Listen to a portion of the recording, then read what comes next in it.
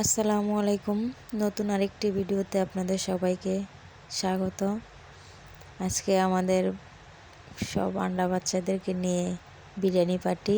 মুরগি কাটাকাটির পরে এখানে মা মশলাপাতি যা যা লাগে প্রয়োজনীয় সব কিছু কেটে কেটে নিচ্ছে। যেহেতু এটা জোলাবাতি, সবার বাড়ি থেকে একটু একটু করে মশলা নিয়ে কাটাকাটি করছে। আর এটাকে সবাই চেনেন, আমার এর আগের সবাই বাচ্চাকে দেখেছে। গ্রামের বেশিরভাগ মানুষই শিলপাটায় বাটাবাটি করে, আমার মাও শিলপাটায় বাটাবাটি করে মশলা। এখন মা সকল শিলপাটায় মশলা বেটে বিরিয়ানি রান্না বসিয়ে দিয়েছে। তেলের মধ্যে আগে পেঁয়াজ দিয়ে তারপর কাঁচামরিচ মশলা দিয়ে নাড়াচাড়া শুরু করছে। আর এখানে সকল উপকরণগুলো দেখাচ্ছি।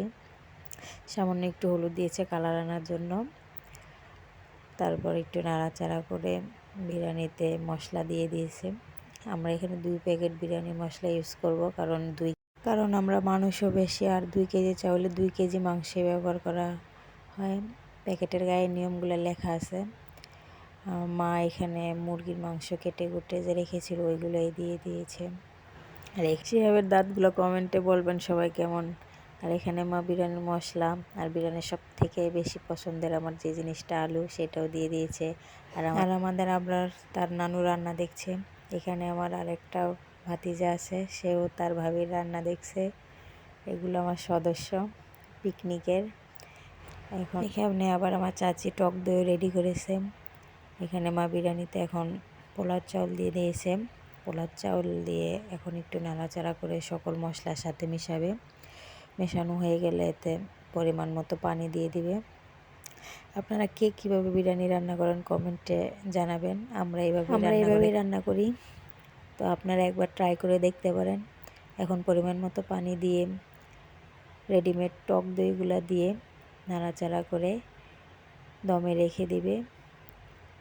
একটু পরে ঢাকনা খুলে এই যে আমাদের বিরিয়ানির অবস্থাটা দেখুন, কত সুন্দর হয়েছে। কার কার জিভে পানি এসেছে কমেন্টে জানাবেন। এই তো আমাদের বিরিয়ানি কমপ্লিট। এটা বিরিয়ানির ফাইনাল লুক। কারো জিভে পানি এসে থাকলে আমি দায়ী না। এখন আমাদের ভাগাভাগি করার পালা। আমরা যে 8 জন সদস্য মিলে পার্টি করলাম, সেই 8টা বাটি। আর এটা হচ্ছে আমাদের বল্লা, সে রিভিউ দিচ্ছে খেয়ে কেমন হয়েছে। তার কাছে ভালো লেগেছে। এটা আমার প্লেট, এটা সুমনার। আমরা দুজনে এখন মজা করে খাবো।